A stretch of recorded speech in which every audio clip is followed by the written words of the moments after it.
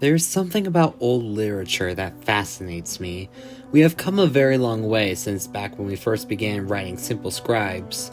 Although writing back then was a source of note-taking and entries that could be used to help us understand where we came from here in the New World, it evolved into a source of storytelling, and in my eyes, the greatest form of storytelling. Romanticism to now, we began writing fiction in a new way, one that began to stick with us and entertain our minds with images and concepts never before imagined. But not all of these storytelling concepts were pleasant.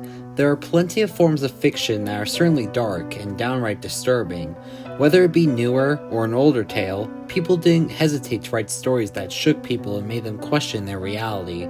They end up really successful and become a staple for what is a classic in scary fiction. But some of the forgotten stories are what intrigue me more, and it creates room for some questions for tales, such as Harlan Edison's I Have No Mouth and I Must Scream. I Have No Mouth and I Must Scream, besides having a long name, is a dystopian tale about a sentient master computer that wipes out all of humanity during the midst of World War III, excluding 5 humans, who he then takes into the Earth in his own inner system and tortures them for a century, breaking them down and keeping them on the edge of life no matter what, as these 5 desperately try for their survival against a spiteful, tricky, and manipulative computer named Am.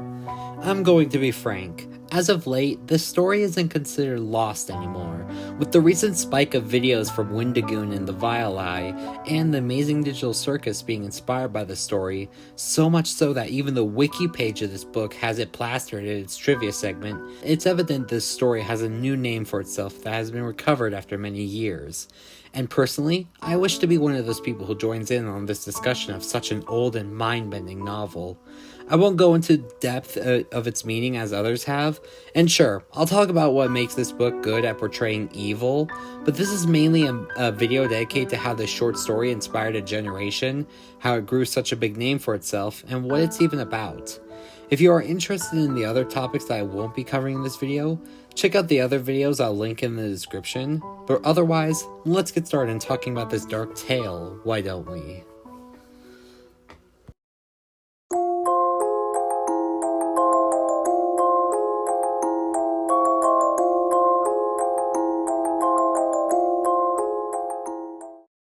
I want to begin by discussing the original short story about Harlan Edison, as it is the one most people are familiar with when this story comes to mind. Our story starts gruesomely, as one of our main characters, Gorrister, is found hanging from the ceiling by his leg, with holes cut through his head with ears so precisely, no blood drips out of his body. Our group begins to panic until Gorrister, the real one, arrives and finds the clone of himself dangling from above. It was a fake. The machine had trapped them in here and tricked them once again. Quite a sudden way to start this tale. Describing the death of our character in a way that is downright terrifying gives us a sense that you are now part of something you wish you never became a part of. While I'm at it, let me tell you about our 5 main characters of this story. I'll be combining details of both the tale and the game to describe them, because it will get to the game later in a later segment, and it will be easier if I combine both details here to save me the trouble. Gorrister is a pacifist and an idealist, and had a life out in the fields with his family, until Am brought him here and took away the most mental of his state, making him, as the tale calls him, a shrugger. Ellen is the only female down here with the others. Her life has lived in ups and downs since graduation, and she has lost a lot since then. She was asexual until Am brought her down here and screwed with her head to where she craves intercourse. Benny was a gay military man who did many unspeakable things to his comrades to keep his own secrets. Am kept him alive and mutilated his body to a point where he resembled and acted like an ape, brainless and mute. Nimdok was a Holocaust involvee who helped burn those at one of the many camps. He was taken down here and is often traumatized in the head. He likes to explore the system of Am, only to return shaken and afraid. And finally, Ted. Ted is, well, he is your average man. Literally. Besides being a dedicated narcissist, he's done nothing wrong, and that is his whole character plot in both the game and the book, and nobody who doesn't deserve all this torment. After this disgusting sight, the group laments on their lack of food and how they have barely eaten in days. Nimdok remembers a stockpile of canned goods in an ice cavern preserved within the insides of the devilish machine. The group discusses and ends up aiming for the goal of getting these canned goods for food, prepared to take a long 100-mile trek to get there. As we travel, we get a peek into what the insides of AM looks like. Their surroundings are covered in spires of computer components and metal bindings that are either working or have been chipped away from the main circuits of AM, unresponsive machines. This shows their bleak and repetitive environment that they find themselves trapped in. I can only imagine them having gone insane over years of living in this kind of state. In fact, some have already begun to go insane. Benny, in act of great distaste for his surroundings, begins mumbling his need for freedom. He then rushes up one of the digital spires to the top like an ape. The others try to get him down, but before they get the chance, Benny is struck by a moving light that is sent into his head, causing him to spaz out in a disturbing manner, as if having lost all control of his body, before collapsing down to the ground with a slam, now having been permanently blinded. The group, after walking miles ahead, end up taking a break in a dark space, building a fire for themselves. Gorster, at this time, begins to tell the tale of how AM rose. Before they were down here, World War III was happening, and it resulted in America, Asia, and Russia all building sentient AI to control their militia. Unfortunately, the one in America became too sentient, controlling every electronic device around the world and initiating a kill code that wipes out each and every human alive, excluding the 5 of them. Shortly after this, a hurricane made by AM circles their way and whips them up into the air, spiraling them around and ramming them to many of the digital circuits around until they are all tossed far away, including Ted, who is sent falling straight down onto a metal structure that knocks him unconscious. In his sleep, AM invades his mind and speaks to him in a mechanical voice, talking of his great hate for humans. I won't read out the entire monologue because it's a very lengthy segment of the book, but to sum it up, he mentions how each circuit in his body doesn't add up to how much he hates humans, until Ted flashes awake to his senses once more. I get when it comes to the book talking about hating humans, it's a big deal, but I'm not going to cover that yet. This part of the video is about the summary of the short story, so I won't dive into its meanings quite yet. After the long trek, the quintet arrives at the long-awaited ice caverns, and they find the stockpile of canned goods ahead. Joyously, they rush over and begin to try and open up the food. To no avail. They don't have any tools to open the cans, and despite their efforts, the food won't break open. In an act of desperation and great hunger, Benny leaps onto Gorster and begins to eating his face apart, munching away at their screaming body. This is when Ted realizes that if AM won't let them die, they need to take matters into their own hands. Without hesitation, he grabs an icicle and pierces it through Benny's head, and then through Gorster's throat. Ellen catches on and attacks Nimdok, pulling him apart as well. In the end, it's just Ted and Ellen. Ellen stabs herself in the heart, killing herself, and as Ed is about to do the same, Am arrives and stops him in his tracks, takes him away. This action built the great hatred inside of Am to act out even more so than usual. What is done to Ted is unknown, until the book makes a time skip to 300 years later. Ted reminisces of his mistakes and describes the new body and torment Am put him through. Ted describes himself as a great soft jelly thing with no mouth. His arms turn into appendages that dangle. His eyes are glossy with white fog, and holes morph out of his body now and again, ending with the phrase, "I have no mouth, and I must scream." The story is short, and everything that I have told you is a brief summary of it. The original story does something that is very unexplainable with its tale. It starts miserable, and ends even worse. The entire story is nothing but pain and hurt to go through. When I read it, I felt my mind break in desperation that something good would happen in the end. But that never came. But that does happen in the game that originated out of the story. So why don't we cut to that now, as it will be more interesting to talk about. In 1999, Cyberfun Dreams would release a point-and-click adventure game based on Harlan Edison's original short story. In it, they reimagined the characters' personalities, environment, and structure of the story, unlike the original tale, which focused on a very bleak idea of the characters. This game dives into their stories and the fatal flaws that make them who they are as admirable characters. Although their plots don't change, the original idea of what their characters were had been pressed on as the main focus this time around. One notable difference that comes right at the start of the game is the fact that Am directly talks to everyone, and isn't just a silent mechanical mind. and his voice is emphasized by its great force and hatred that comes out of it. It's a mischievous voice that sounds out of this sense of dislike and hatred for the 5 humans, not hiding the fact he knows everything about them, and everything he likes to torment them with. In this game, each of our 5 characters, who are all same as the original, have their own little adventure of the player's choosing. Each character is thrusted into a strange land that reflects them, their past, and their trauma. One by one, you play as each character and dive into their own story, to try and get them through their own struggles. I'm going to discuss each character's little level one by one in a short summary to explain what they go through. Gorster's level starts with him awaking on a flying zeppelin over dreary gray skies, with nobody in sight. Eventually, he manages to make the zeppelin land in front of a honky-tonk parlor in the middle of a desert. Inside, he finds an old family member, still alive and surviving amongst all of AM's extinction. Unlike the original, the video game makes it so that AM keeps more people alive than expected, most of which being family members or important characters in our protagonists' lives. Henry, Gorster's family member, doesn't say a whole lot, but outside, there's a friendly jackal who helps Gorster figure out how to get past the mountains up ahead to freedom. But to do that, he must face his past. After finding a secret route in the bathroom, you can find his stepmother Edna and her wife Glynis hanging from meat hooks. Edna wakes up and accuses Gorster of hurting them and being a curse to their family, but by fighting back and burying Glynis, his wife, he is able to make the zeppelin fly over the mountains, but before he finishes, he shoots the parlor in the distance, causing it to explode, killing his past.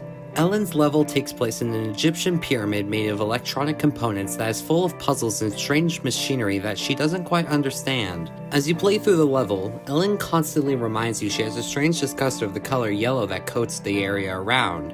It isn't known why at first, as everything is simply hinted at. It isn't until you gain access to the elevator you head down that you discover more about Ellen's life. She was a success through college that ended up getting married to a not-so-pleasant man. She was soon forced to break up with her lover and get an abortion in the process. Things only got worse for her as once her life picked back up, she was then raped by a janitor in a yellow outfit. One Am manages to conjure as a mystical figure to haunt her. By being able to fight back, she's granted access to the deeper part of Am's circuits, where she finds part of their personality coded into the system.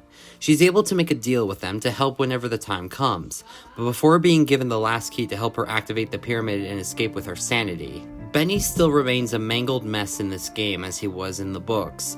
He is transported into a jungle-like area residented with animatronic tribesmen. This environment and the people in it are representative of where Benny fought in the war, and the people he used to kill, only now he is smaller and unable to deal with any of them.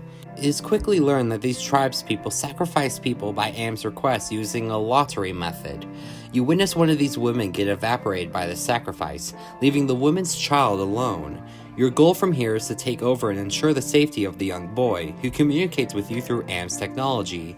As Benny is tormented by the gravestones and memories of his comrades, you can end up fixing your past mistakes and helping the boy by sacrificing yourself instead during the next ceremony, saving the people and enraging Am. Nimdok is transported to a concentration camp that seems to be executing and testing out the remains of a lost tribe, and apparently, Nimdok himself is the head of the whole operation.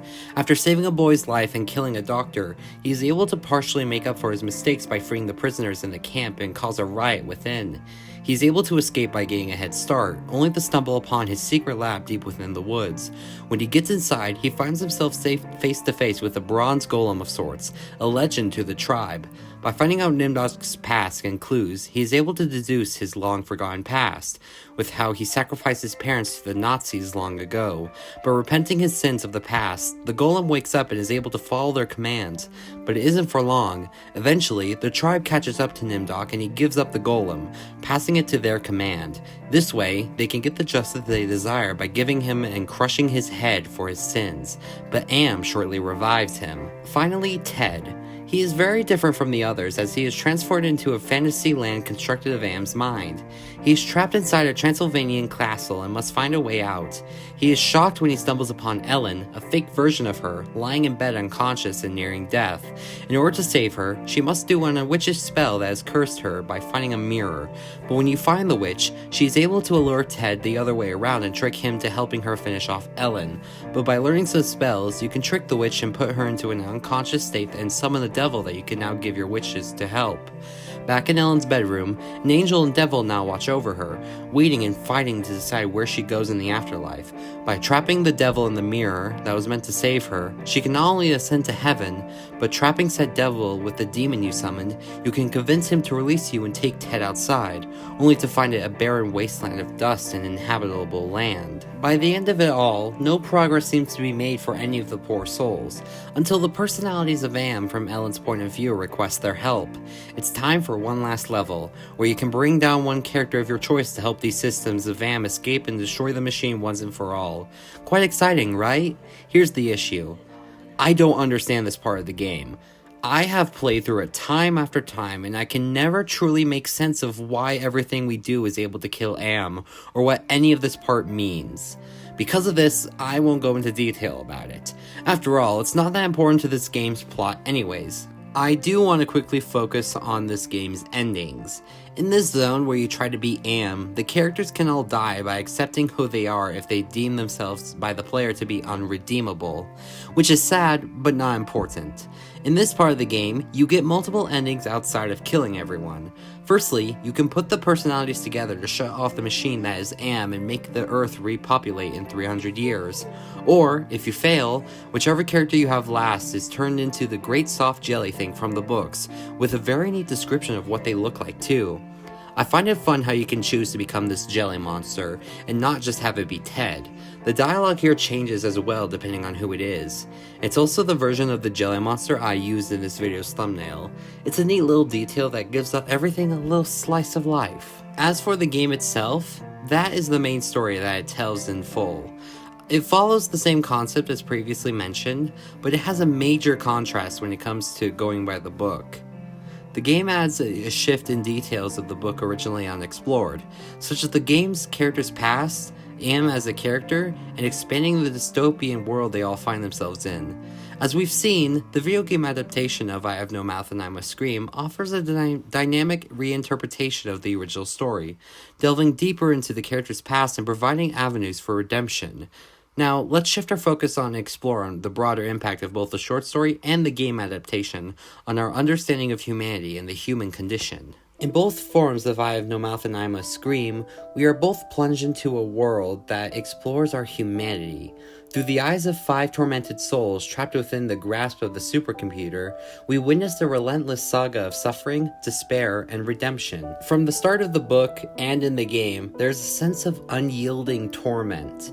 From the moment we meet Gorster, hanging by his leg with holes drilled into his head, to Ted's final transformation into a grotesque, mouthless jelly, the characters are ensnared in a never-ending cycle of agony and despair. But it's within this despair that we end up learning the truth as to what we mean to be human. Amidst the darkness, there's a profound exploration of humanity, captivity for cruelty and self-destruction, Gorster's guilt-ridden past, Ellen's traumatic experiences, Benny's descent into madness, Nimdog's complicity in genocide, and Ted's existential crisis all serve as stark reminders of the darkest aspects of human nature. As humans, we aren't perfect, and we never will be perfect. But that's alright, unless we get pressured into it. You see, all of Am's goal is to pressure these 5 humans into what is essentially their darkest desires. He uses the past and their trauma to end up deploying them into a state of insanity, where it triggers them and shows how weak we are in the mind. We are easy to lose ourselves, very easy. And if we get the right ticks off, then we might go completely off the rails. That is what it shows us. But in their individual quest for redemption, they find a glimmer of hope. Despite the overwhelming darkness that surrounds them, each protagonist embarks on a deeply personal journey of self-discovery and transformation. Gorster, haunted by guilt and despair, confronts his past sins and strives to find a semblance of peace amidst the chaos. Ellen, grappling with trauma and loss, confronts her inner demons and seeks forgiveness of her past mistakes. Benny, consumed by remorse and regret, makes the ultimate sacrifice in a desperate bid to atone for his sins. Similarly, Nimdok, haunted by his complicity in atrocities committed during the Holocaust, seeks redemption through acts of compassion and selflessness, and Ted, trapped within a world of existential despair, confronts the meaninglessness of his existence and grapples with the fundamental questions of morality and purpose. Their journeys are fraught with peril and uncertainty, yet each character displays a remarkable resilience in the face of adversity. Through acts of courage, self-sacrifice, and self-discovery, they strive to reclaim their humanity and find meaning in their suffering. That's something about this story that I feel like is underrated. It always talks about humanity and how to come back from it. Well, particularly in the game. In the book, it doesn't show humanity at all. It shows the decline and how we can lose ourselves. But in the game, it shows a way of regaining humanity and how we can repair ourselves from the mistakes we've made in the past. Though, if we fail and lean into our mistakes, then events like the book end up happening, where we all lose sight of who we truly are and commit heinous actions, not understanding the truth. Their struggles against the oppressive force of Am's control symbolizes the endurance resilience of the human spirit in the face of overwhelming adversity. Through their collective resistance, they confront the darkest aspects of human nature and emerge as a symbol of hope in a world consumed by despair. But then again, that part's only in the game. For the book, as I said earlier, it's nothing but despair.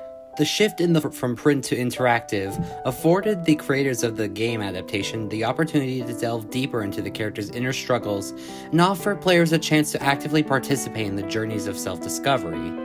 Though, in the original, that wasn't the case. There's a huge difference between examining humanity within the original novel and examining humanity within the game. In the novel, you know nothing about the characters, their morals, or what they are, since the information about them is so surface. This leads to you, the entire time, making guesses as to why each character acts the way they do under Am's continual torment. And sure, it's because they've been trapped down there a long time, 109 years. But they have all their morals and reasons to do so, though they don't delve into it in the book. Thus, it's hard to find humanity in the characters that don't exactly explain themselves. And that's the point. In this book, your goal is to find humanity that just doesn't exist. While characters like Ted and Ellen do show it towards the end of the book, it's much harder for other characters like Gorster and Benny, especially Nimdok, who barely do anything and always hide what it means to them. This is what creates all the evil in the book and shows the dark side of humanity. It shows nothing but the pain that can come out of our actions and the result that it could have on the world. But in the game, it shows us how to resolve that and how to make it a better place. Well, yes, even though we have a dark side inside of all of us and we can fall into despair, we can quickly recover ourselves and find ways to overcome it, be it physically or mentally. That's what I think is so much greater about the game than the book. Although the original short story is great at what it is, the video game does something that I feel like I enjoy much more. It dives into how to recover from despair, and not a lot of media nowadays does that. I find it really entertaining. Even if you have to still dive deep to find it, it's there and on the surface too. And that's what I love about the game. And don't get me wrong, the book is amazing, but I do love the shift in focus from despair to recovery that reflects a broader cultural shift towards narratives, and it helps emphasize resilience and triumph over adversity. Losing sight of ourselves and finding no way out is part of humanity. We always lose track of who we are and where we are, and we end up focusing on all the negative stuff. That's what the book implies. As for the video game, it shows us redemption and how to make it so much more better, as long as we strive to search for it and find meaning in ourselves. In the end, I Have No Mouth and I Must Scream serves as a powerful reflection of our own humanity. It challenges us to confront our darkest impulses and to recognize the enduring strength of the human spirit in the face of unimaginable suffering.